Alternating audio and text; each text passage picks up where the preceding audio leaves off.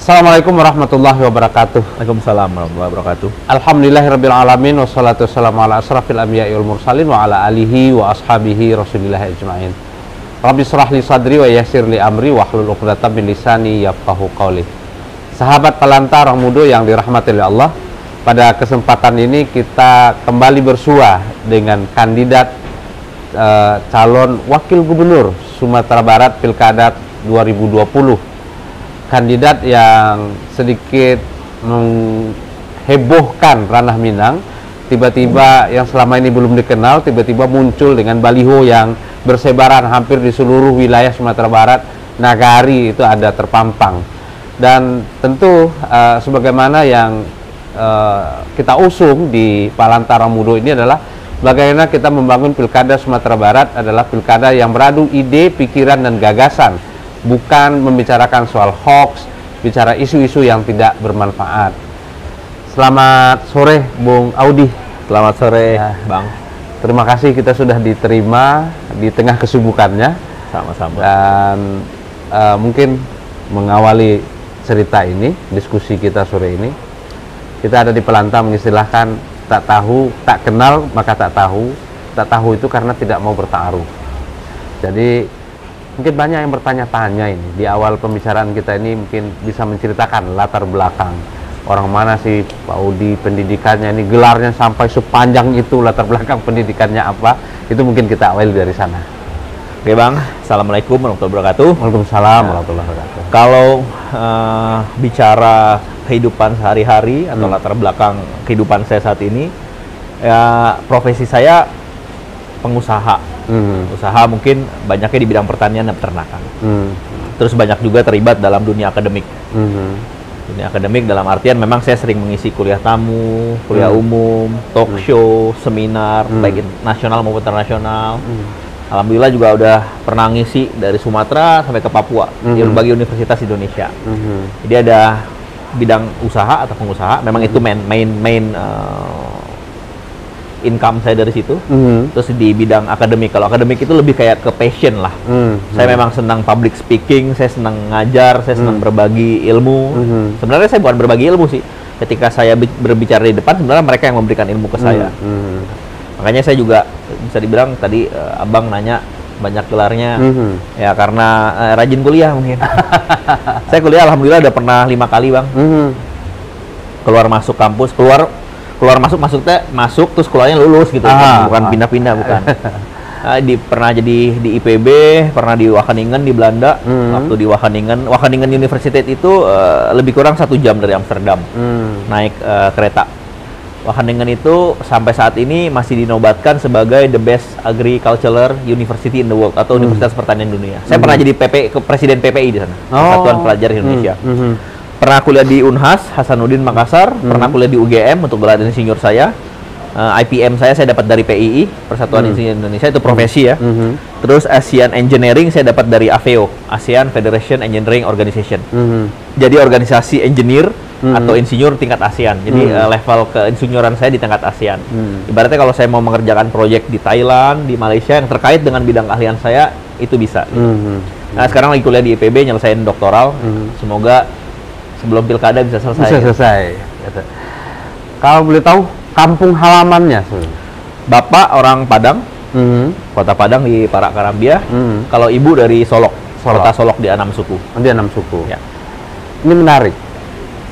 Dari telusuran kita, Bung Audi itu kan pengusaha sukses. Kenapa mau repot-repot ngurusin Sumatera Barat? Itu pun juga jadi wakil gubernur. Sebenarnya kalau dibilang sukses enggak lah, saya nggak merasa saya pengusaha sukses, biasa-biasa aja. Jadi saya orang biasa aja, kebetulan berusaha gitu. Jadi bukan somebody atau seseorang yang wow, enggak. Saya selalu merasa diri saya biasa-biasa aja.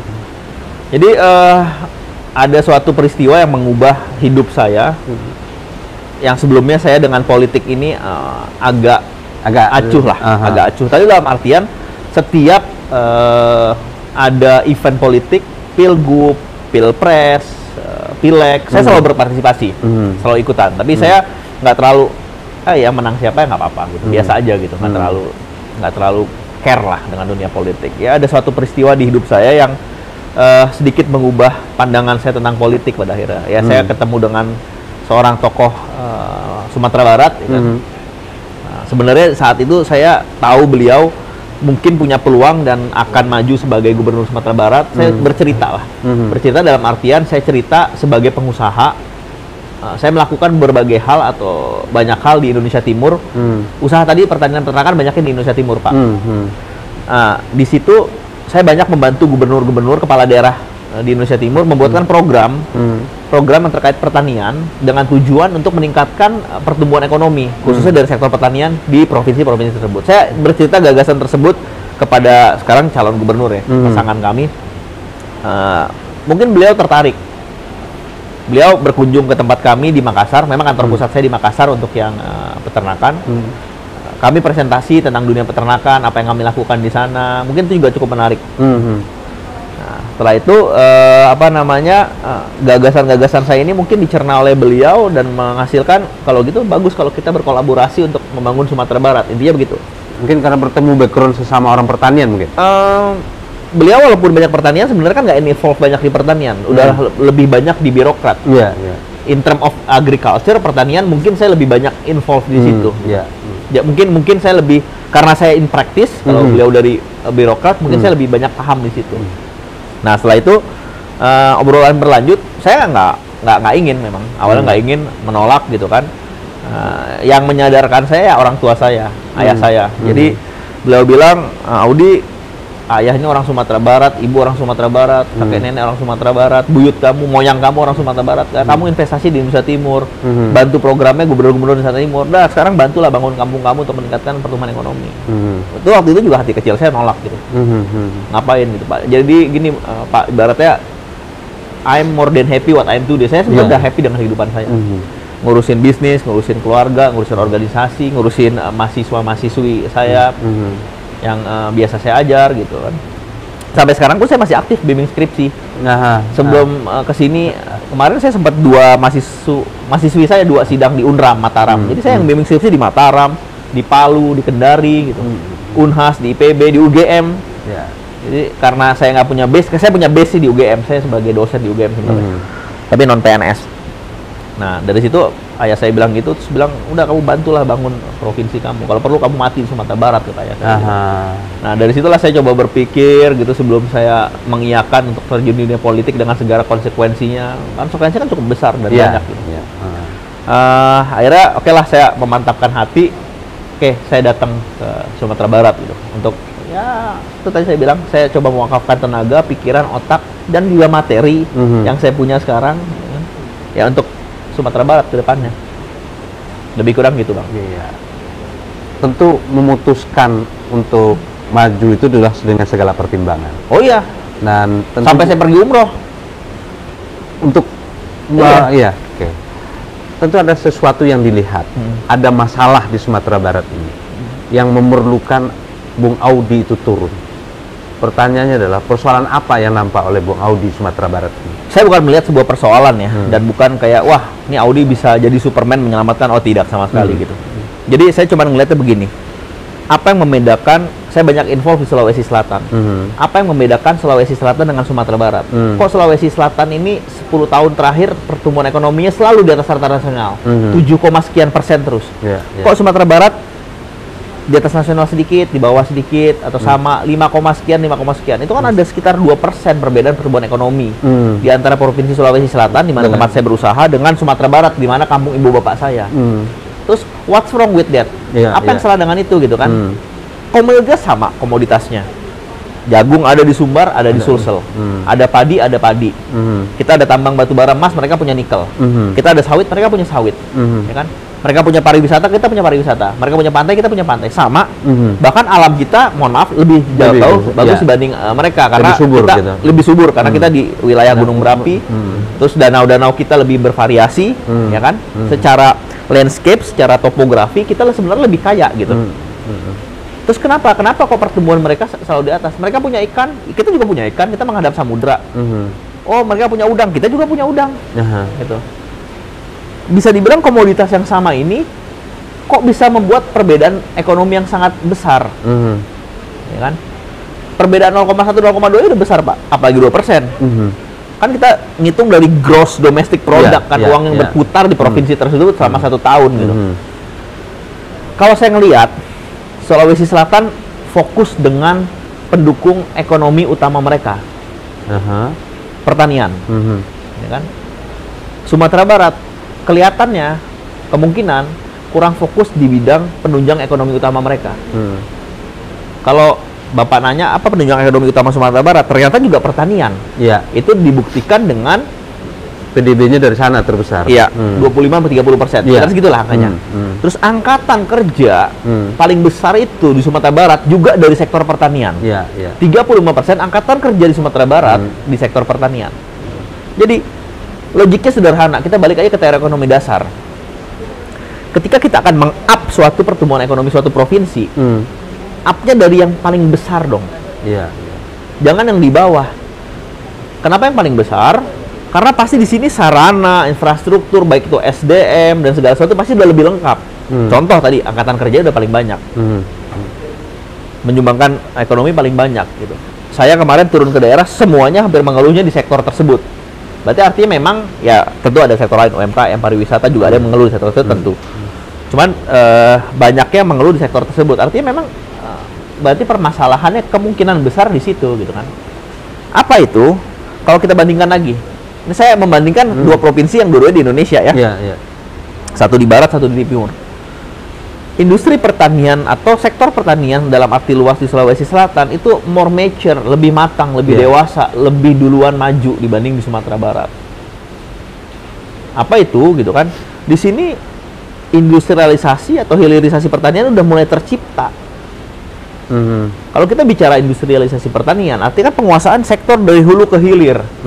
Di setiap sektor ini ada yang menguasai gitu. Bukan teknologi rocket science. Iya, iya. Pertanian ini kan simple. Kita nggak mau ngirim satelit ke bulan kok. Iya, iya. Kan? Tapi setiap penguasaan hilirisasi pertanian dari hulu ke hilir di setiap sektor itu kan ada added value, Pak. Iya, iya. Ada pertambahan nilai. Ya.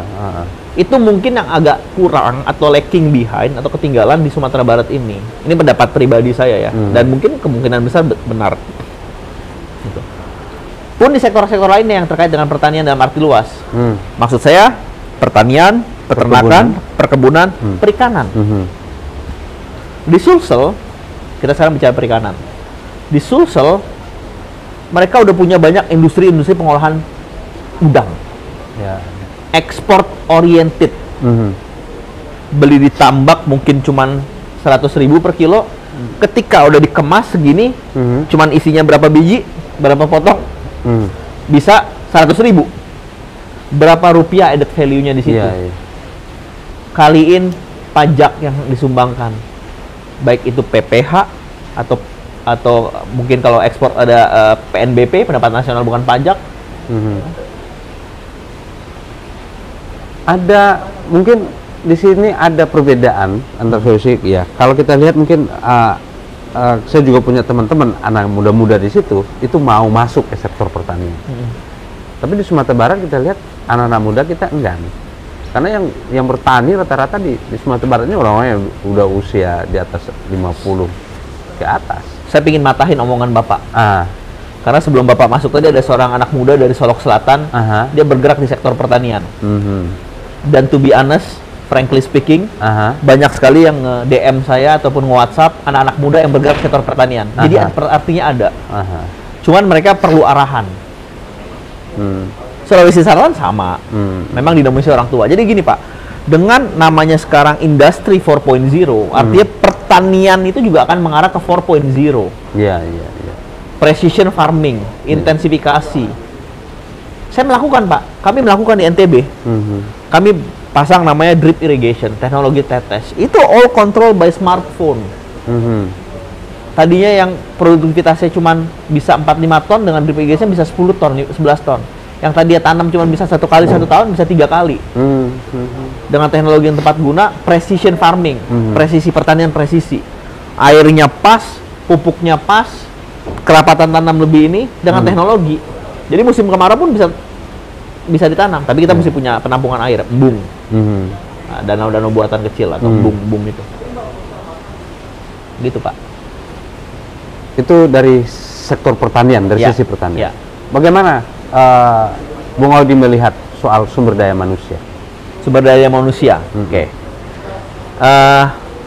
Kalau kita mau bicara kuantitatif, artinya kita harus melihat Human Development Index dulu di Provinsi Sumatera Barat, positioning di mana. Setahu saya di level nasional juga nggak terlalu menggembirakan, gitu kan.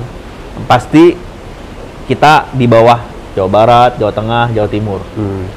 Tapi kalau kita lihat, suku Minang itu ternyata suku nomor 6 paling banyak di Indonesia. Tentunya setelah Jawa, Sunda, ya Pak.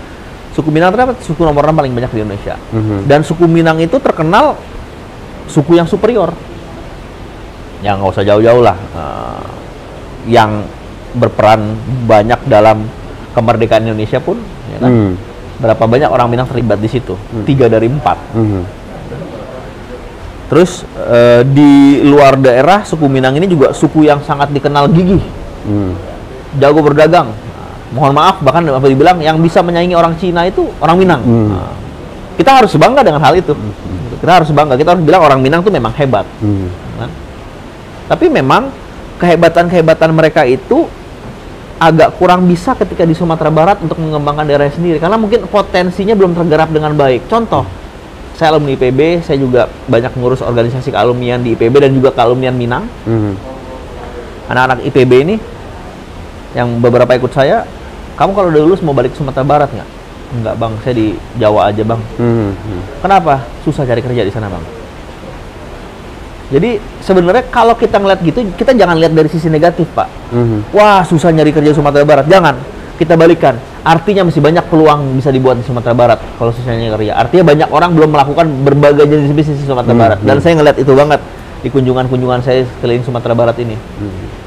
Jadi saya keliling itu bersosialisasi dengan masyarakat dan juga secara langsung saya ngeliat, wah ternyata banyak ya potensi-potensi bisnis yang bisa dikembangkan di sini sebenarnya. Tinggal ya berbagai resource-nya mesti dilengkapi, ada kemauan, regulasi, modal, ya kan, korporasi dan sebagainya. Jadi kalau kita kembali ke SDM tadi, SDM kita sebenarnya ya one of the best di Indonesia seharusnya gitu. Nah, kita berharap SDM terbaiknya Sumatera Barat ini yang sekarang ada kuliah di luar, di Jawa banyak gitu, mau juga balik ke sini, ke kampung mereka gitu, di seluruh kota kabupaten. Tujuannya satu, untuk ngembangin lagi ekonomi Sumatera Barat gitu, untuk naikin yang angka 5,2 itu. Jadi saya bukan bilang, wah Audi mau naikin angka ekonomi, nggak bisa saya sendirian.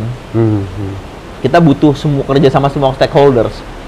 Saya dari birokrat, dari pengusaha, dari akademisi, dari sosial masyarakat, semuanya gitu.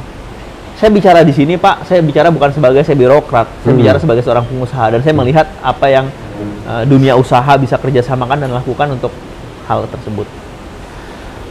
Ini menarik, karena memang gini, orang Minang itu kan sering terjebak dengan romantisme sejarah masa lalu.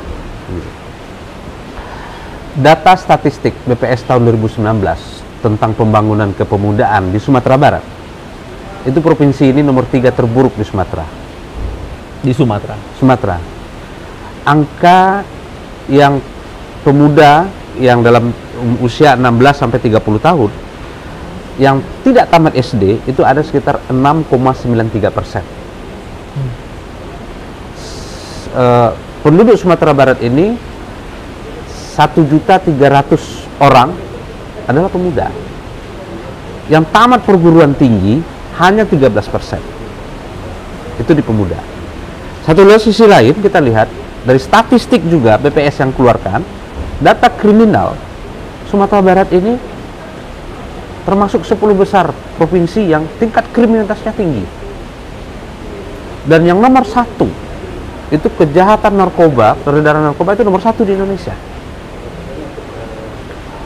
Ini persoalan kita. Nah, bagaimana Bung Audi melihat? Oke, angka-angka negatif tadi, ya pasti ada pemicunya. Nah, kalau kita bandingin mungkin dengan Sulawesi Selatan, mohon maaf saya selalu bandingkan dengan Provinsi Sulawesi Selatan, karena memang saya banyak involved di situ. Angka-angka itu mungkin kebalik, Pak. Kebalik dalam artian karena mungkin sana peluang kerja lebih banyak. Ya kan?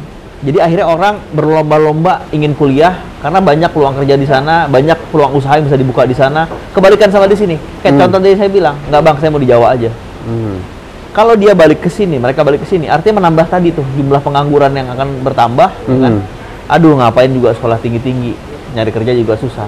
Tapi memang faktanya lulusan perguruan tinggi itu adalah persentase terbesar, kalau nggak salah 25-25% yang paling sulit nyari kerja.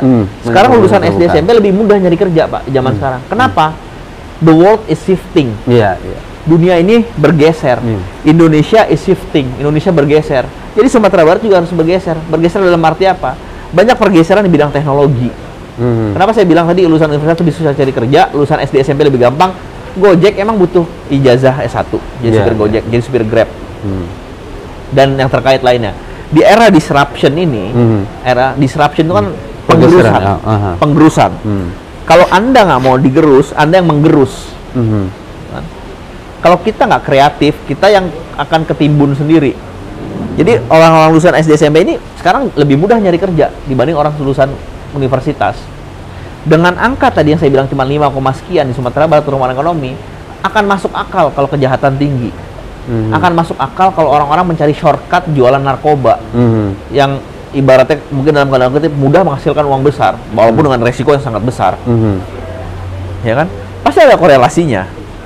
Ketika pertumbuhan ekonomi itu rendah, ini kan ujung-ujungnya kan dengan uang, Pak. Iya. Ngapain kita kuliah, nyari kerja juga susah kok di Sumatera Barat. Oh, cari kerja tempat lain dong. Waduh, takut bersaing kita. Di Jawa mungkin orang-orangnya lebih kompetitif karena persaingan lebih ketat. Nah, jadi untuk tentunya sinergis semua bidang untuk memajukan ekonomi Sumbar butuh banyak program-program terkait tadi saya bilang pertanian utamanya. Tapi kita juga butuh SDM. Jadi dunia pendidikan juga harus diperhatikan. Nggak bisa kita acuhkan aja. Karena kan yang akan menggerakkan kan orang-orang juga, manusianya juga. Kalau SDM yang nggak mampu ya berat. Sektor kesehatan juga harus kita perhatikan. Jadi multisektor ini pasti saling terkait gitu. Walaupun saya berbicaranya lebih ke ekonomi gitu kan. Karena mungkin bidang ekspertis saya di situ. Jadi kalau saya rasa Pak, memang pasti ada korelasinya antara tingginya angka kejahatan, tingginya angka narkoba, rendahnya angka orang yang lulus universitas dengan rendahnya angka ekonomi. Pasti ada kaitannya. Bisa dicari lah di jurnal-jurnal yang udah mungkin di kota lain, di belahan dunia mana pasti ada. Kita kembali nih ke dalam proses politik. Ketika mau berpasangan dengan Ustadz Mahyildi, tentu sudah ada pembicaraan. Biasa posisi wakil itu kan banserap. Seberapa yakin Bung Audi ide, pikiran dan gagasan yang tadi dikemukakan itu ini bisa sejalan, bahwa ini tidak akan terjadi sesuatu nih di tengah jalan antara seandainya Allah takdirkan ini jadi gitu. Seberapa besar komitmen yang terbangun antara Bung Audi dengan kalau kadarullah yang terjadi, kita kan bicara politik ya, tentu ada kaitan dengan partai politik pengusung kami masing-masing. Jadi saya sempat diskusi banyak dengan Buya, saya bilang saya ini seorang pengusaha yang biasa bebas, berkreasi dan sebagainya, saya nggak mau terkurung. Kalau saya punya ide gagasan, saya ingin saya salurkan. Percuma kalau kayak gitu saya terkurung, nggak bisa ngapa-ngapain juga percuma kan. Menjadi wakil gubernur akhirnya jadi sia-sia gitu. Nah, kita punya komitmen dan beliau juga berkomitmen mengatakan kalau ini kadarullah Audi gitu kan, saya serahkan memang khusus bidang pembangunan ekonomi Sumbar ke Audi. Jadi kita akan kolaborasi, Pak. Buya mungkin banyak mengurus tentang sosial, agama, budaya, adat, perlindungan anak, wanita, kemasyarakatan gitu. Saya akan fokus ke ekonomi. Ini akan saling bersinergis pastinya. Biarlah saya yang terus menggebrak untuk bidang-bidang ekonomi dengan ide-ide kreatif saya, menjalankan. Buya ini tentu tetap saling bersinergis. Pengembangan daerah kan pasti juga akan terkait dengan ini, mama, dengan adat, budaya, ketika dia mau investasi di wilayah itu kan pasti gitu. Nah, jadi memang dalam komitmen kami udah ada dalam pembagian tugas. Pembagian tugas artinya saya akan fokus di bidang ekonomi. Buya Mahyildi akan fokus dalam bidang yang tadi saya bilang. Jadi dalam visi dan misi yang kita akan tuangkan, saya belum bisa kasih tahu sekarang karena nanti pas kita declare itu. Yang bidang-bidang ekonomi itu ya memang buah pemikiran saya gitu. Dan bisa akan tercermin nanti dalam visi dan misi yang insya Allah nanti kita akan kepublikan ketika waktunya.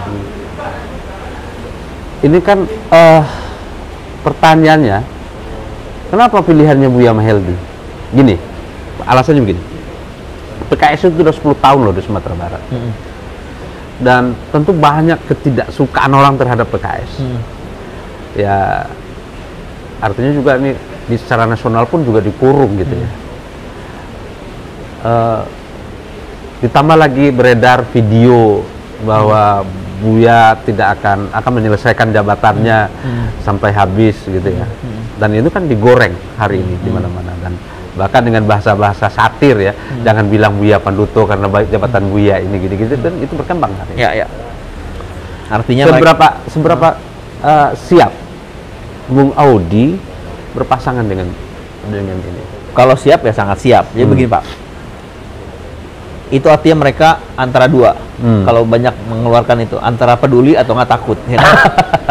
Saya gini Pak, kita jadi manusia selalu berpikir dari sisi negatif terus. Coba balik pola pemikiran kita, pikirnya dari sisi positif. Coba kita dari sisi otak kita yang positif aja dulu. Kalau kita mikir negatif terus, gampang kena stroke nanti Pak. Kan? Akhirnya curigaan terus. Iya. Buya Maheldi ini punya histori dengan saya. Ya kalau bisa bilang rumahnya sebelahan. Iya. Jadi kenal beliau udah jauh sebelum itu, gitu. Punya historical. Jadi saya tahu karakter beliau. Saya kenal beliau bagaimana. Kalau terkait tadi video dan sebagainya, ya itu namanya orang nyari kesalahan Pak. Bapak tahu kan pekerjaan apa paling mudah di dunia ini? Ya, mencari kesalahan orang. Mencari kesalahan orang lain. Dicari satu ketemu, cari lagi ketemu, cari terus ketemu. Iya. Pasti ketemu terus. Coba kalau kita mikir dari sisi positif. PKS partai yang lagi, ya karena mungkin sekarang bukan lagi koalisi, lagi oposisi. Tapi secara partai PKS harus kita akui, gitu kan. Walaupun saya bukan orang PKS, harus kita akui dia partai yang stabil. Masa ke masa stabil, ya sempat anjlok kena pukul, ya partai kami juga pernah kayak gitu, tapi naik lagi stabil. Partai yang cukup solid. Terus dengan karakter Buya ini yang memang seorang ulama, gitu kan, disenangi masyarakat. Yang kebetulan juga beliau, saya harus akui beliau yang mengubah cara pandang saya tentang dunia politik. Jadi ya, saya kan ke politik kecemplung Pak, nggak direncanakan dan nggak saya inginkan di awalnya. Tapi ketika kami banyak berdiskusi, terus ya saya terjun ke pilkada ini untuk menang, bukan untuk coba-coba. Kalau coba-coba ikut pileg dulu kemarin. Sosialisasi dulu gitu ya. Dan secara pasangan saya rasa kami yang paling komplit. Kolonial dengan milenial. Acok ke Mas Haji, acok ke kampus. Ya kan? Senangnya ceramah di pesantren, saya senangnya ceramah di kampus. Iya. Birokrat, pengusaha. Satu mengerti sosial budaya adat lebih banyak, satu mengerti ekonomi lebih banyak. Pas. Dari dua latar belakang berbeda, nggak birokrat dua-duanya. Iya. Pak, saya bukan orang yang cari kekuasaan. Saya nggak nyari kekuasaan. Buat apa? Supaya dapat pride. Saya cukup bangga dengan diri saya. Karena menurut saya ya pekerjaan paling mulia itu pengusaha menurut saya. Karena kan Rasulullah sendiri pekerjaannya adalah pedagang. Katanya contoh Rasulullah. Pak Mahyaldi pun ada partai yang menaungi. Yang mengusung dia partai. Ibaratnya kalau partai meminta dengan skup yang lebih luas Sumatera Barat, hubungannya langsung ke pemerintah pusat, di Padang beliau sudah bekerja dengan baik, banyak perubahan yang terjadi, kenapa tidak? Iya. Memangnya ada orang lain bisa melakukan lebih baik? Belum tentu. Iya, benar. Ini mungkin pertanyaan terakhir. Kita sangat bahagia hari ini. Memang sudah lama sih Sumatera Barat ini kehilangan tokoh. Sekarang muncul yang muda-muda, muncul Valdo, muncul Bu Audi, muncul Erik, muncul Fadli Amran, ada yang muda-muda kan, karena biasa politik ini di Sumatera Barat kan dipakai oleh yang tua-tua. Ya kalau boleh kita bilang lu lagi kan, yang muncul lu lagi gitu, yang muncul lu lagi gitu. Nah kita bahagia melihat yang muda-muda mau terjun sekarang, karena memang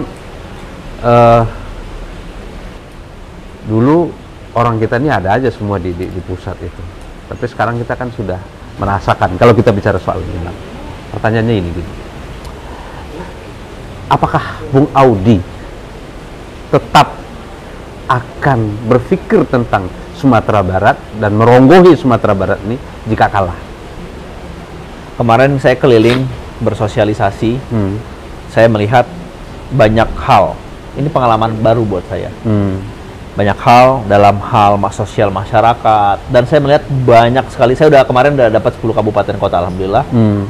Saya melihat banyak sekali sebenarnya potensi dan peluang usaha di situ. Jadi dalam kepala saya juga berpikir, wah sebenarnya Sumatera Barat ini banyak banget ya peluang potensinya.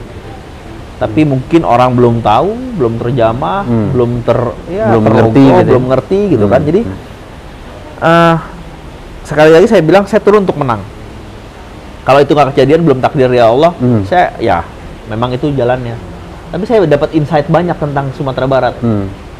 Sejelek-jelek ya, saya kenal Bapak sekarang. Dulu saya ke Padang, saya nggak kenal siapa-siapa, Pak. Hanya datang liburan, saya punya rumah, kita punya rumah, jalan-jalan, nikmatin kuliner Sumatera Barat yang luar biasa. Sekarang, ya kan, yang mau ketemu ngantri. Itu kan berkah, Pak. Walaupun capek, badan capek, kepala sakit juga, itu kan berkah. Kalau di politik memang saya bukan siapa-siapa. Banyak yang bilang anak kemarin sore. Apa bedanya saya sama Pak Sandiaga Uno ketika beliau maju di Cawagup DKI? Sama anak kemarin sore di dunia politik. Tapi di dunia usaha saya memang udah berbuat sesuatu untuk Indonesia. Di dunia pendidikan saya udah pernah ngajar ribuan orang. Saya ngebimbing skripsi banyak orang. Jadi sebenarnya apapun yang kamu lakukan asal untuk kebaikan dimanapun, ya it's okay lah, bagus lah. The more you give, the more you get, Pak. Semakin banyak kamu ngasih, semakin banyak kamu menerima. Mungkin itu aja. Pertanyaannya tadi itu, apa mau tetap di Sumatera Barat? Iya, bisa. Kan tadi saya bilang, saya ngelihat banyak sekali peluang. Kalau Bapak bilang, apakah tetap Sumatera Barat? Saya punya rumah di Sumatera Barat. Saya punya rumah gadang di Solok. Saya punya mobil di Sumatera Barat. Gitu kan? Jadi kalau dibilang Sumatera Barat ini sangat sering saya datengin, tapi bukan dalam hal politik. Cuman sekarang dalam hal politik.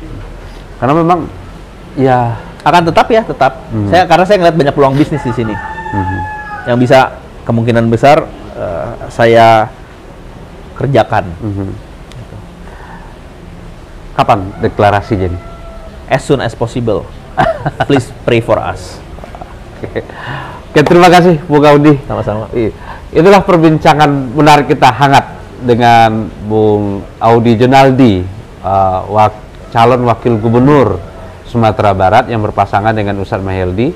Kita sangat berbahagia dengan sambutan, dengan ide dan pikiran yang sangat bernas, dengan kehangatan, dan mudah-mudahan ini menjadi sebuah informasi bagi sahabat Palantah dan menjadi sebuah perbincangan bagi kita di mana saja, sehingga kita betul-betul mendapatkan tokoh-tokoh pemimpin yang kita lihat dari gagasan, ide, dan pikiran yang dia usung. Terima kasih. Billahi fisabilil haq, fattaqullaha mastata'tum. Assalamualaikum warahmatullahi wabarakatuh. Waalaikumsalam warahmatullahi wabarakatuh.